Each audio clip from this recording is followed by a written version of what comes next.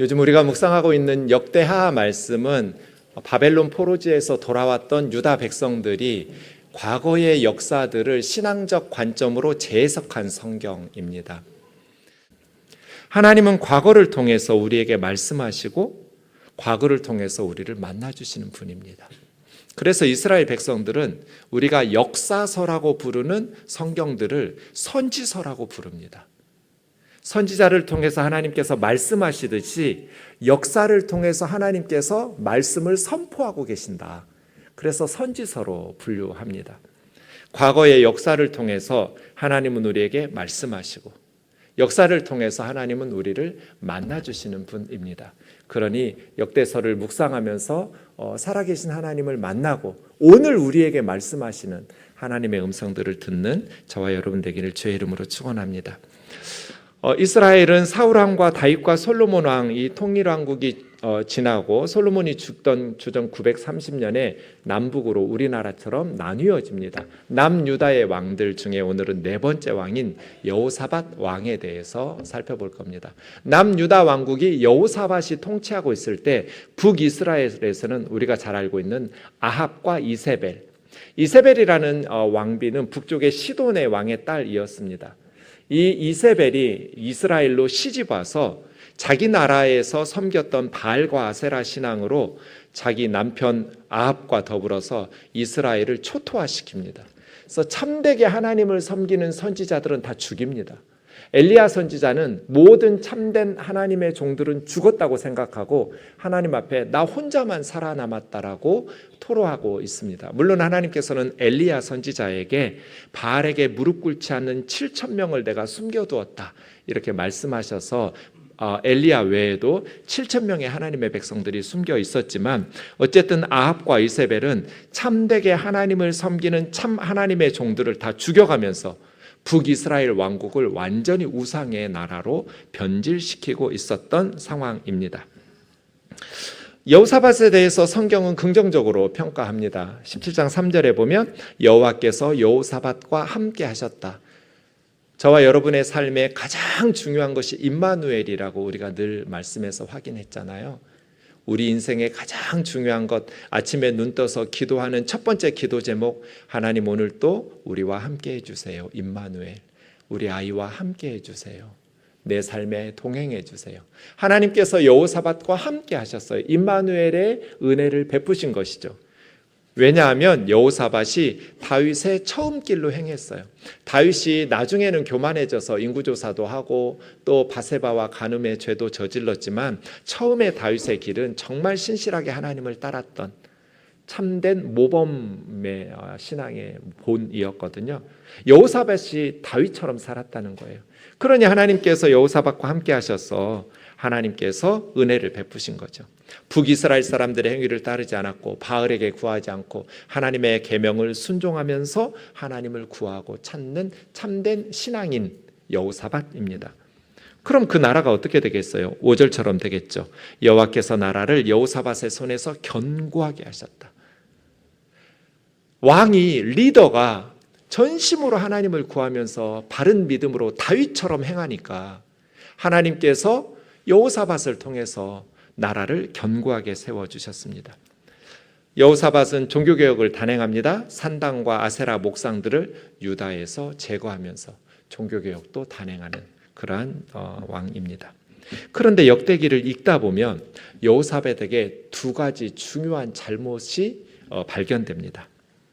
여호사밧이 범했던 두 가지 중요한 잘못, 죄는 첫 번째는 북쪽의 아합과 이세벨의 딸 아달랴를 자기 아들 여호람과 결혼을 시켰다는 겁니다.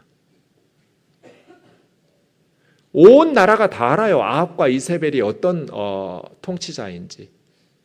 엘리야 선지자를 통해서 하나님께서 그렇게 많은 기적을 보여주심에도 불구하고 완전히 우상의 나라로 만든, 그리고 참되게 하나님을 섬기는 하나님의 백성들을 다 죽이는 그런 우상 숭배하는 아합과 이세벨의 딸을 왜 그렇게 다윗의 길로 행하는 신실한 신앙인인 여호사밧이 며느리로 데려와요? 왜 이런 혼인을 했을까요, 여러분? 이게 여호사밧의 결정적인 첫 번째 잘못입니다. 그렇게 데려온 아달랴는 나중에 예루살렘 왕궁을 피로 물들여서 수십 명의 왕자들을 죽이고 스스로 여왕이 됩니다. 그래서 남유다의 유일한 여왕이 아달랴인데, 이 아달랴가 누구냐면 아합과 이세벨의 딸이에요.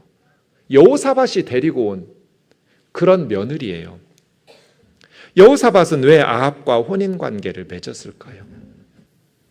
여호사밧이 잘 이겨냈어요. 믿음으로 하나님을 선택하고 종교개혁을 단행하면서 다윗의 길로 행했어요. 하나님께서 함께 하셔서 나라가 그의 손으로 견고해졌어요. 그런데도 불안한 거예요. 우리의 믿음이 항상 충만한 게 아니라 영적인 침체에 빠지기도 하고 업 앤 다운을 해요. 업 앤 다운을 하잖아요. 그러니까 그냥 이런 고민 안 하려면 아합하고 혼인관계 맺으면 될 것 같은 거예요. 너무나 매력적인 유혹이에요. 여호사밧의 두 번째 잘못은 미가야 선지자를 통해서 하나님께서 주신 말씀을 무시했다는 거예요. 이제 사돈인 아합의 군대와 함께 유다의 군대, 여호사밧의 군대가 시리아 아람의 베나닷 왕과 전쟁하기 위해서 나갔어요. 불안하니까 선지자 통해서 이 전쟁에 대해서 하나님 뭐라 말씀하시는지 들어보자 해서 미가야 선지자가 와서 전쟁에서 진다, 나가면 죽는다고 경고했어요. 하나님의 말씀인 줄 알았어요, 여호사밧은. 근데 말씀을 무시하고 전쟁에 참전했어요. 그러다가 결론은 18장 31절이에요. 아람의 시리아의 병거 지휘관들이 여호사밧을 보고 이스라엘의 왕이다 하고 싸우려고 하니까 여호사밧이 소리를 질렀어요. 죽기 일보 직전이에요. 적군의 군사들에게 애워싸인 거예요. 그때 여호사밧이 소리를 지르면서 부르짖고 하나님께서 그를 도와주셨어요. 정말 특이한 장면이에요. 31절은.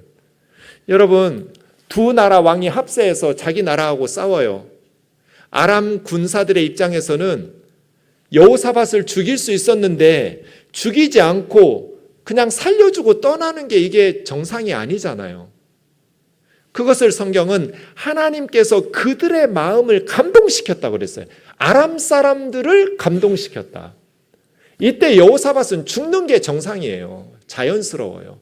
적군의 왕이잖아요. 근데 하나님께서 도와주셨는데 적군의 마음을 감동시키셔서 여호사밧을 죽이지 않고 떠나가게 하셨어요. 그래서 여호사밧이 구사일생한 거예요. 전쟁터에서. 미가야 선지자 통해서 하나님 말씀하셨는데 그 말씀 무시하고 나갔다가 죽을 뻔했어요. 이 전쟁에서 북이스라엘의 아합 왕은 전사합니다. 아람의 군대에 의해서 아합은 전쟁터에서 죽고 여호사밧은 구사일생 살아서 예루살렘으로 돌아옵니다. 돌아오니까 이제 예후라는 선지자가 왕을 책망합니다. 왕이 악한 자를 돕고 여호와를 미워하는 자들을 사랑하는 것이 옳으니까? 맞는 말이죠. 하나님을 섬긴다는 왕이 악한 아합 왕을 도와주면서 하나님을 미워하고 하나님의 참된 선지자들을 다 죽이는 그런 아합과 이세벨을 사랑하는 것이 옳습니까? 당신의 이 어리석은 불신앙의 죄 때문에 하나님께서 진노가 왕에게 임할 거라고. 죽을 뻔했습니다. 믿음의 사람도 넘어져요. 우리 천국에서 사는 거 아니잖아요. 경쟁이 치열한 이 땅에서 살잖아요. 때로는 믿음으로 하나님과 함께 승리했던 성도들이, 믿음의 영웅들이 무너져요. 여호사밧처럼. 그것이 우리의 모습 아닌가요? 한때는 믿음으로 승리했던 정말 믿음 좋은 다윗과 같은 사람들이 이렇게 여호사밧처럼 어리석은 선택을 하면서 영적으로 무너지면서 죽음 직전까지, 죽음의 위기까지, 무덤 코앞까지 갔다가 살아나오기도 하지요. 이게 연약한 우리들의 모습이에요. 여호사밧은 돌아와서 나라를 새롭게 합니다. 넘어질 수 있어요. 다시 일어나야죠. 다시 일어나서 다시는 넘어지지 않도록 지혜롭게 살아야죠. 여호사밧이 나갑니다. 모든 산지, 저 남쪽 브엘세바에서 북쪽 에브라임 산지까지, 이게 유다 전체입니다. 남쪽 끝이 브엘세바고요, 북쪽 끝이 에브라임 산지예요. 유다 전역에 다니면서 민간에 두루 다니며 하나님 여호와께로 백성들을 돌이킵니다. 내가 잘못했다 간증하면서 돌아다녔겠죠. 내가 잘못된 선택을 하고 내가 믿음이 없어가지고 죽을 뻔했다. 하나님 앞에 소리 지르고 부르짖었더니 하나님이 도와주셔서 구사일생으로 살아났다. 나처럼 어리석은 믿음 없는 행동하지 말자. 하나님께로 돌아가자. 백성들에게 제사장들과 재판관들을 세우면서 너희는 하나님을 두려워하는 마음으로 살아라. 리더들에게 부탁하면서 나라를 새롭게 합니다. 과거를 기억하지 못하는 사람들은 과거의 잘못을 되풀이합니다. 그런데 여호사밧은 과거의 잘못을 되풀이하지 않는 왕이에요. 넘어졌어요. 죽을 뻔했어요. 그런데 다시는 내가 이런 어리석은 잘못을, 죄를 범하지 말아야지 하면서 여호사밧이 달라진 모습이 오늘 본문이에요. 사랑하는 자매 형제 여러분, 하나님의 말씀을 통해서 또 여러분의 삶에 하나님께서 베푸신 은혜를 기억함으로써 과거의 잘못을 되풀이하지 않는 지혜로운 성도가 되기를 주의 이름으로 축원합니다. 기억해야 돼요. 기억해야 돼요. 오늘 본문의 위기는 에덴 요단강 동쪽에 모압과 암몬과 마온 에돔 지역의 사람들이 연합군을 형성해서 유다를 공격했습니다. 여호사밧에게 큰 무리가 쳐들어왔다고 알립니다. 그래서 여호사밧이 3절에 보면 두려웠어요. 왜요? 자기들의 군대로는 감당할 수 없는 군대예요. 세 나라가 연합군을 형성해서 공격해 오는데 유다의 군사력으로는 감당이 안 되는 숫자예요. 그래서 왕이 두려웠어요. 두려울 때 어떻게 해야 돼요? 하나님 찾았어요. 모든 백성들에게 금식하라고 공포하고 하나님 앞에 금식하면서 기도하기 시작합니다. 그 기도의 내용이 쭉 나오면서 마지막 부분이 11절입니다. 이제 그들이 우리에게 갚는 것을 보십시오. 그들이 와서 주님이 우리에게 주신 기업, 가나안 땅은 하나님께서 이스라엘 백성에게 주신 기업이잖아요. 주님이 우리에게 살라고 주신 기업에서 우리를 쫓아내려고 합니다. 하나님. 그런데 이 큰 무리를 우리는 대적할 능력이 없습니다. 어떻게 해야 될 줄도 모르겠습니다. 오직 주님만 바라봅니다. 적군이 너무 많아요. 자신들의 군대로 감당할 수 있는 사이즈가 아니에요. 그래서 하나님 앞에 정직하게 도움을 구하는 거예요. 우리는 이 큰 무리를 대적할 능력이 없습니다. 하나님 제 힘으로 할 수가 없습니다. 내 힘으로 할 수 있으면 영양가 있는 걸로 먹고 나가서 싸워야죠. 내 힘으로 할 수 없으니까 금식하는 거예요. 하나님, 저 좀 도와주세요. 오직 주님만 바라봅니다. 근데 13절에 보면 아내와 자녀와 어린아이들 앞에서 왕이 기도했어요. 두려울 때, 위기의 순간에 우리 자녀들과 어린아이들 앞에서 우리는 어떤 신앙인인가? 우리의 모습을 보면서 우리 아이들의 믿음이 본받을 거잖아요. 모방으로 시작되잖아요. 아, 하나님은 저렇게 믿는 거구나. 그 저렇게 믿는 거구나 하는 아이들 눈앞에 보여지는 우리의 신앙의 모습은 어떤 모습이냐고요. 두렵고 어려우면 남 탓하면서 부부싸움하고 세상을 원망하고 불평하면서 우리 아이들에게 믿음 없음을 가르치고 있지는 않나요? 여호사밧은 아이들 앞에서 폼 잡지 않았어요. 이 큰 무리를 대적할 능력이 우리에게는 없습니다. 뭘 어떻게 해야 될지도 모르겠습니다. 오직 주님만 바라봅니다. 두려울 때는 우리의 문제를 하나님의 문제로 만들어야 돼요.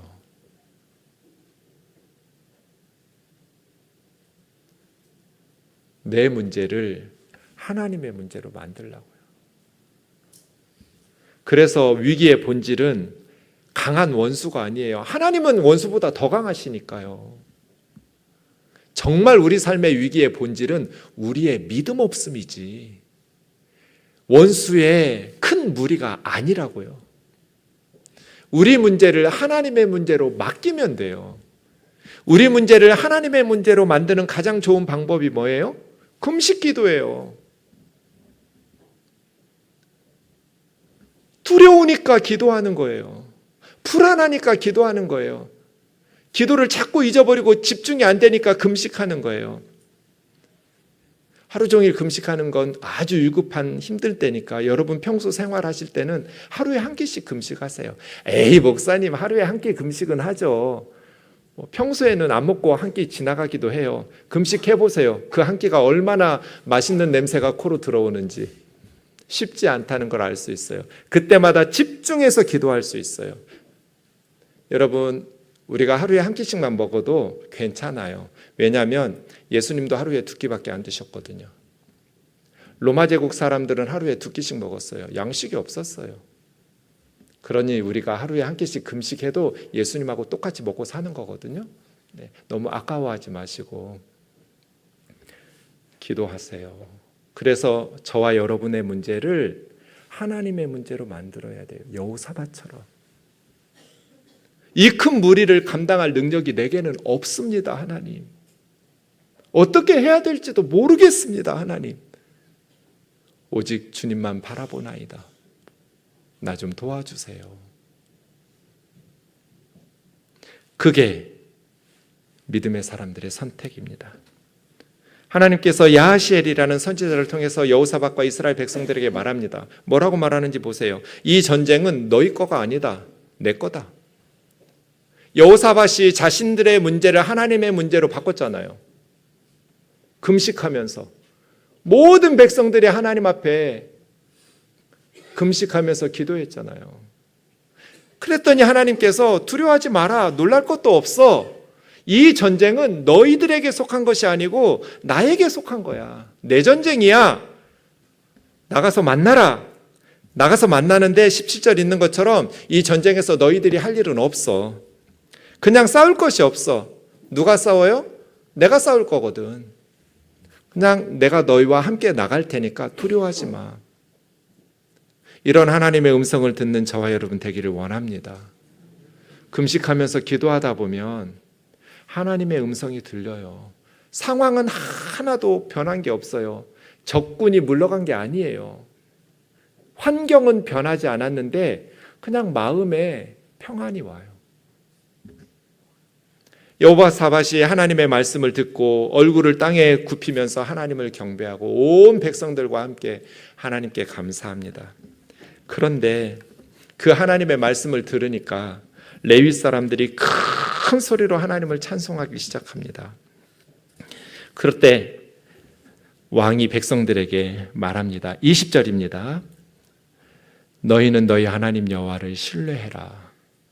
그리하면 견고히 서리라. 원어로 보면 신뢰하라는 단어하고 견고히 서라는 단어가 똑같이 아만입니다. 아만.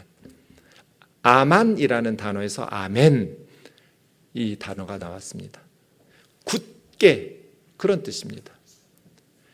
하나님을 굳게 붙잡고 굳게 믿고 굳게 신뢰하라는 뜻입니다. 너희가 하나님을 굳게 신뢰하면 하나님께서 너희를 굳게 세워주실 것이다. 하나님의 선지자들을 굳게 신뢰하면 너희가 형통하게 될 것이다. 이것이 왕의 메시지예요. 사랑하는 자매 형제 여러분, 저와 여러분이 하나님을 굳게 붙잡고 신뢰하면 하나님께서 우리를 견고하게 세워줄 겁니다. 이스라엘 백성들이 특이한 결정을 합니다. 인류 역사에 수없이 많은 전쟁이 있었는데요. 이런 전쟁은 전무후무해요. 굉장히 특이한 방법으로 이겼어요. 여호사밧이 백성들과 의논했어요. 자기 생각을 밀어붙이지 않고 먼저 백성들과 의논하고 어떤 전쟁을 치르냐면 노래하는 찬양대를 성가대복 입혀놓고 찬양대 옷을 입혀놓고 군대 앞에다가 세워놨어요. 찬양대원을 군대 앞에다가 행진시키면서 하나님을 찬송하게 했어요. 찬송의 내용도 하나님 도와주세요, 우리를 구원해 주세요가 아니에요. 여호와께 감사하세, 그 인자하심이 영원하기 때문에 여호와께 감사하세, 감사 찬송이에요. 도움을 구하는 살려주세요가 아니라 감사합니다 하나님. 왜? 하나님의 사랑은 영원하도다. 영원하신 하나님을 감사하면서 찬양하고 있어요. 이런 걸 믿음이라고 그래요. 자기들의 힘으로 감당할 수 없는 적군이에요. 내 능력으로 감당할 수 없는 적군인데 하나님이 말씀하실 때 아멘 하면서 뭔가 자신들이 착각했으면 이 자리가 노래하다가 끝나는 인생의 마지막 순간이에요.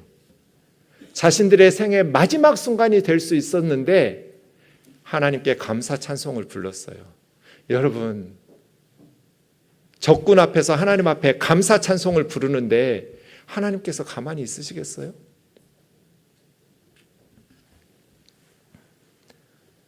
하나님께서 복병을 주셔서 적군이 4분이 일어나게 하셨어요. 이 복병은 유다 군인이 아니에요. 그래서 성경학자들은 뭐 천사를 보내셨는지 적군 내에서 싸움이 일어났어요. 세 나라 연합군이잖아요. 신뢰가 깨져버렸어요. 어느 한쪽에서 티격태격하면서 싸움이 일어나니까 먼저 모압과 암몬 사람들이 이제 모든 자기 나라 사람들을 세일, 에돔 사람들을 죽이고요. 그 다음에 모압과 암몬이 서로 죽여가지고 가보니까 시체들밖에 없는 거예요. 이런 걸 믿음이라고 그래요. 하나님이 말씀하신 것이 이미 이루어진 것처럼 감사 찬송하는 것. 홍해바다 앞에서 모세처럼 하나님의 구원을 믿고 찬송하는 걸 믿음이라고 그래요. 홍해바다 앞에서는 불안하고 모세 네가 우리를 왜 끌고 왔냐 원망하고 불평하다가 홍해바다 건넌 후에 밤새도록 찬송하는 것은 믿음이라고 말하지 않고 뒷북친다고 말해요. 그건 뒷북치는 거지 믿음의 찬송이 아니에요. 적군 앞에서, 적군이 물러간 후에 노래 부른 게 아니에요.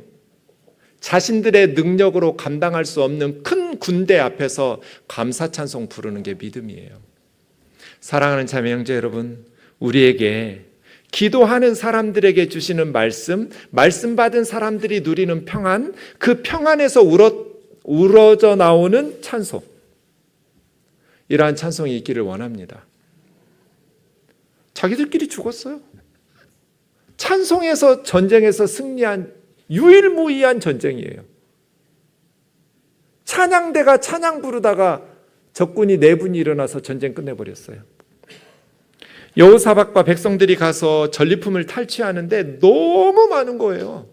사흘 동안을 다 모아도 다 모으지 못할 만큼 너무나 많은 재물과 의복과 보물을 탈취했어요. 그리고 돌아오면서 그 골짜기를 브라가 골짜기, 축복 골짜기라고 그랬어요. 바라크가 축복하다예요. 그렇게 하나님을 송축하면서 복받은 골짜기. 여기서 우리는 죽는다. 절체절명의 위기의 골짜기가 축복의 골짜기, 브라가 골짜기가 되었어요. 저와 여러분의 삶의 위기의 그 자리가 브라가 골짜기가 되기를 주의 이름으로 축원합니다.